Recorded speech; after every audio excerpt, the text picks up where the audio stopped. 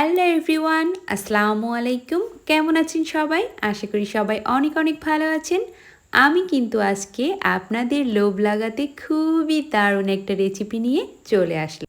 শুটকি কিন্তু আবার সবার পছন্দ না। যাদের পছন্দ না তারা তো আমার উপর রাগ করবেন, আর যাদের পছন্দ তাদের তো একেবারে জিভে জল এনে দিব আমি।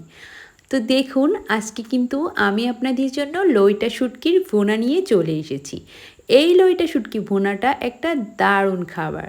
চলুন রান্নাটা শুরু করে ফেলবো দেরি না করে। তার আগে আপনাদের কাছে আমার একটা ছোট্ট রিকোয়েস্ট, আপনারা যদি আমার চ্যানেলে নতুন হয়ে থাকেন তাহলে অবশ্যই চ্যানেলটি সাবস্ক্রাইব করে দিবেন, লাইক এবং কমেন্ট করে আমার পাশে থাকবেন। আর ভিডিওটি ভালো লাগলে অবশ্যই সবাইকে দেখার সুযোগ করে দিবেন শেয়ার করে। আপনারা দেখতেই পারছেন এখানে আমি শুটকি নিয়েছি 6 পিস লইটা শুটকি। এটা বাজারে থেকেই আমি কিনে নিয়ে এসেছি। বাজারে কিন্তু এরকম শুকনা লইটা শুটকি পাওয়া যায়। ছোট ছোট টুকরো করে আমি শুটকিগুলো কেটে নিয়েছি। এখন আমি চুলাতে একটা তাওয়া বসিয়ে দিয়েছি। খোলা তাওয়ায় কিন্তু আমি শুটকিগুলো এখন টেলে নিব। দেখুন, এভাবে টেলে নিয়ে যদি আপনি শুটকি রান্না করেন খুব সুন্দর একটা ঘ্রাণ বের হয়, আর শুটকির যে বাজে গন্ধ সেটা কিন্তু থাকে না। এভাবে শুটকি রান্না করলে খেতে কিন্তু দারুণ লাগে। আপনারা বিশ্বাস করবেন কিনা জানি না, আমাদের এলাকায় কখনোই কোনো শুটকি বিক্রি হয় না বা শুটকির কোনো উৎপাদন হয় না, কিছুই হয় না। আমি ছোটোবেলা থেকে কখনো শুটকি খাই নাই, তবে এখন আমার দারুণ পছন্দ। দেখুন, আমি লাল লাল করে ভেজে নিয়েছি শুটকিটা। মিষ্টি একটা ঘ্রাণ বের হলে কিন্তু আপনি এভাবে শুটকিটা সরাসরি পানির ভিতর দিয়ে দিবেন গরম অবস্থায়। এভাবে শুটকিটা পানির ভিতর দিয়ে নিলে ধোয়াটা কিন্তু খুব সহজ হয় আর খুব ভালোভাবে পরিষ্কার হয়ে যায়। গরম অবস্থায় আমি একটু খুন্তি দিয়ে নেড়ে কিছুক্ষণের জন্য শুটকিটা আমি ভিজিয়ে রাখলাম। 5 মিনিটের মতো আমি ভিজিয়ে রেখেছিলাম। 5 মিনিট পর আমি কিন্তু হাতের সাহায্যে একটা একটা করে শুটকি উঠিয়ে এভাবে ঢলে ঢলে ভালোভাবে ধুয়ে নিব। এভাবে ধুয়ে নিলে বালি ময়লা কোনো কিছুই থাকে না। এরকম করে আমি 4-5 বার পানিটা বদলে বদলে শুটকিটা খুব ভালো মতো ধুয়ে নিব, যেন কোনো ধরনের ময়লা বালি না থাকে আর কোনো গন্ধও না থাকে। এভাবে ধুলে খুব ভালো হয়। তো এখন আমি চুলাতে একটা কড়াই বসিয়ে দিয়েছি। কড়াইটা খুব ভালোভাবে গরম করে নিতে হবে। কেন গরম করে নিতে হবে সেটা কিন্তু আমি আপনাদেরকে পরে বলে দিব। না গরম করে নিলে কিন্তু রান্নার সময় খুবই মুশকিলে পড়বেন। কড়াইটা ভালো মতো গরম হয়ে আসলে আমি তেল দিয়েছি 4 টেবিল চামচের মতো। অবশ্যই শুটকিতে একটু তেল বেশি দিবেন। শুটকি রান্নায় তেল বেশি দিলেই কিন্তু দারুণ লাগে। আর এখানে আমি দেশি পেঁয়াজ কেটে নিয়েছি 8টা, খুব ভালোভাবে গোল গোল করে কেটে নিয়েছি। আর রসুন নিয়েছি 6টা, খুব ভালোভাবে গোটা রসুন আমি ছিলে নিয়েছি।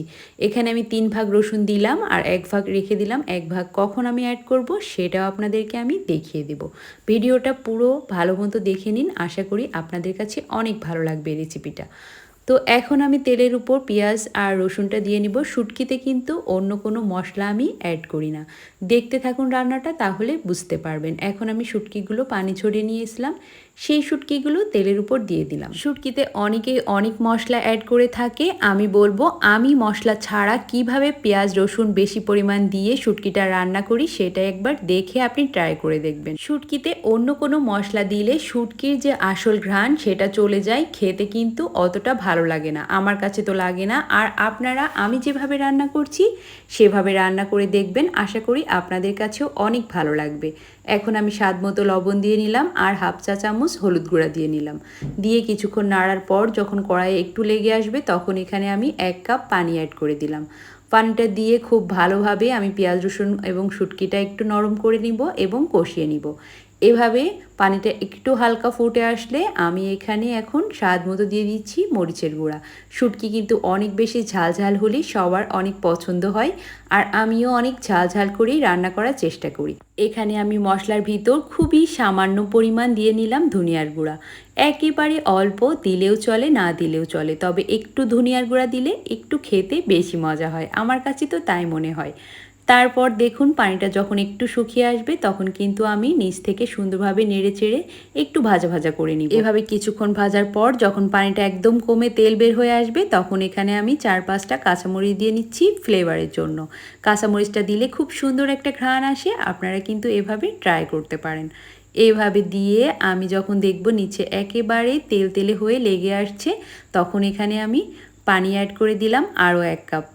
1 কাপ পানি অ্যাড করে দিয়ে আমি ঢাকনা দিয়ে ঢেকে শুটকিটা কিন্তু কিছুক্ষণ কষিয়ে নিচ্ছি। দেখুন আমি কিভাবে পানি অ্যাড করছি এবং কিভাবে কষিয়ে নিচ্ছি আপনাদের কিন্তু ডিটেল দেখিয়ে দিচ্ছি। আমি ভিডিও একটু স্কিপ করি নাই এবং অফ ক্যামেরায় কোনো ধরনের মশলা তেল অ্যাড করি নাই। আপনাদের সামনে সব কিছু করছি, আপনারা দেখলেই কিন্তু বুঝতে পারবেন আমি রান্নাটা কত সহজে দেখিয়ে দেওয়ার চেষ্টা করছি। এভাবে রান্না করা হলে আপনার রান্নাটা দারুণ হবে, খেতেও কিন্তু দারুণ লাগবে। শুটকি কিন্তু অনেকের অনেক পছন্দ, আবার অনেকের পছন্দ না। তাই একটু যত্ন করে শুটকিটা রান্না করলে গরম ভাতের সাথে আর কিছুই লাগবে না। যখন এভাবে ভাজা ভাজা করার পর একেবারে পানি কমে আসবে তখন আমি এই রসুনটা অ্যাড করে দিলাম। দেখতে পাচ্ছেন আগে যে রসুনটা রেখেছিলাম আমি 1 ভাগ, সেই রসুনটা অ্যাড করে দিয়ে আমি আরও কিছুক্ষণ খুব সুন্দরভাবে ভাজা ভাজা করে নিচ্ছি। এভাবে ভাজা ভাজা করে শুটকিটা রান্না করলে শুটকির যে বাজে ঘ্রাণ সেটা থাকে না এবং মশলাটাও খুব সুন্দরভাবে কষানো হয়ে যায়, ভাজা ভাজা হয়ে যায়। শুটকি কিন্তু কোনো ঝোল রান্নার জিনিস না, শুটকি সবসময় ভোনা ভোনা করে রান্না করতে হয়। দেখতে পাচ্ছেন আমি কিভাবে রান্না করছি শুটকিটা। দেখুন নিচে যখন কড়াইয়ে একেবারে লেগে লেগে আসবে তখন কিন্তু আমি পানি অ্যাড করে দিলাম আরও 1 কাপ পরিমাণ। আমি কিন্তু একবারে বেশি পানি অ্যাড করে দিচ্ছি না। আমি ধাপে ধাপে যেভাবে পানি অ্যাড করে শুটকিটা রান্না করছি আপনারাও কিন্তু সেমভাবে রান্না করবেন, তাহলে একেবারে পারফেক্ট স্বাদ আসবে। আমি এভাবে সবসময় শুটকি রান্না করি। আমি কিন্তু আমার কাজিনের কাছ থেকে এই শুটকি রান্নাটা শিখেছি এবং তারপর থেকে এভাবেই শুটকি সবসময় রান্না করে খাই। আর এখন লইটা শুটকির এই ভুনাটা হলে আর কোনো আইটেম আমার মুখে আর রোচে না, এটাই কিন্তু দারুণ লাগে খেতে। শুটকি লাভারদের জন্য এই রান্নাটা একেবারে পারফেক্টভাবে করতে হলে আপনার কিন্তু এই রেসিপিটা অবশ্যই ফলো করতে হবে, তাহলে আপনি খুব ভালোভাবে রান্না করতে পারেন। যারা নতুন রাঁধুনি তারাও কিন্তু খুব সুন্দরভাবে শুটকিটা রান্না করে আপনার বাসায় সবাইকে চমকে দিতে পারেন। এই রান্নাটা খুবই সহজ, খুবই কম মশলায় খুবই সুস্বাদুভাবে রান্না করা যায়। শুটকির মধ্যে লইটা শুটকির স্বাদটাই কিন্তু আমার কাছে সবচেয়ে বেশি লাগে। অনেকের অন্য শুটকিও ভালো লাগতে পারে, তবে আমার কাছে এই শুটকি রান্নাটা দারুণ লাগে। দেখুন পানিটা শুকিয়ে আসলে আমি এভাবে শুধু কড়াইতে নেড়ে নেড়ে ভাজতে থাকবো, আর কোনো কিছু অ্যাড করা লাগবে না। এভাবে আপনি অনেকক্ষণ ধরে ভাজবেন। আমি তো 15 মিনিটের মতো এভাবে ভেজে নিই। ভেজে ভেজে যখন একেবারে ঝোল থাকে না, ভাজা ভাজা আচারের মতো হয়ে যায়, ভর্তা ভুনা, তখন কিন্তু আমি নামিয়ে নিয়েছি। দেখুন এখন আমি আপনাদেরকে সার্ভ করে দেখিয়ে দিচ্ছি কত সুন্দর একটা লুক এসেছে আমার শুটকিটায়। আর কোনো ধরনের পানি কিন্তু নাই বা ঝোল নাই। ঝোল ঝোল হলে কিন্তু শুটকি খেতে ভালো লাগে না, শুটকির একটা বাজে ঘ্রাণ আসে। আর এই রসুনটা আমি লাস্টে কেন দিয়েছিলাম সেটা কিন্তু আপনারা খাওয়ার সময় বুঝতে পারবেন, এটা আমি নাইবা বলি। আপনারা এই রসুনটা যখন ভাতের সঙ্গে নিয়ে খাবেন তখন কিন্তু স্বাদটা একেবারে মুখে লেগে থাকবে। দেখুন শুটকি রান্নাটা কত সুন্দর একটা লুক এসেছে, এটা কিন্তু খেতে দারুণ মজা লাগে। আপনারা একবার চেষ্টা করে দেখতে পারেন বাসায়, সবার কাছে আপনি প্রশংসা পাবেন। আপনারা চাইলে এইভাবে শুটকিটা একবার রান্না করে পরীক্ষামূলক দেখতে পারেন, ভালো লাগলে বারে বারে রান্না করে খেতে পারবেন। তো আপনাদের কাছে আশা করি আমার ভিডিওটা ভালো লেগেছে, আর ভালো লেগে থাকলে অবশ্যই আমার চ্যানেলটি সাবস্ক্রাইব করে দিবেন, লাইক এবং কমেন্ট করে আমার পাশে থাকবেন, তাহলে আমার সব ভিডিও সবার আগে আপনার কাছে পৌঁছে যাবে। আর আমার চ্যানেলে আমি সব রান্না খুব সহজে দেখানোর চেষ্টা করে থাকি। আশা করি ভিডিওগুলো দেখলে আপনাদের পছন্দ হবে। আজ এই পর্যন্তই, সবাই ভালো থাকবেন। আল্লাহ হাফেজ।